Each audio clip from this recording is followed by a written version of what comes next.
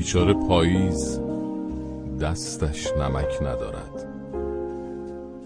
این همه باران به آدم‌ها می‌بخشد، اما همین آدم‌ها تهمت ناروای خزان را به او می‌زنند.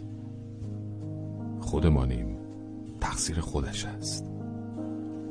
بلد نیست مثل بهار خودگیر باشد تا شب عیدی زیر لفظی بگیرد و با هزار ناز و کرشمه سال تحویلی را هدیه دهد.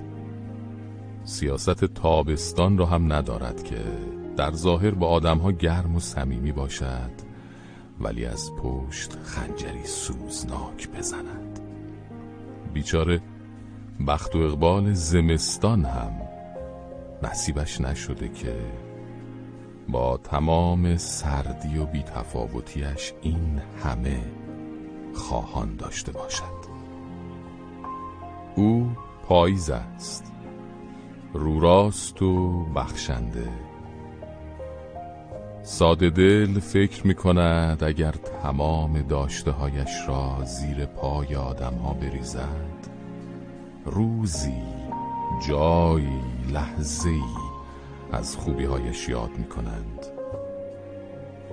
خبر ندارد آدم ها رو راست بودن و بخشنده بودنش را به پای محبتش نمی گذارند. عادت آدم ها همین است. یکی به این پاییز بگوید آدم ها یادشان می رود که تو رسم عاشقی را یادشان داده ای. دست در دست معشوقی دیگر پا بر روی برگهایت میگذارند و میگذرند.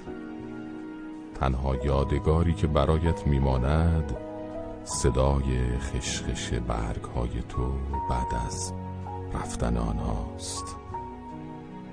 ناراحت نباش پاییز، این مردم سالهاست به هوای بارانی میگویند خراب. خوش به حاله اون که تو رو داره، بعد من کنار تو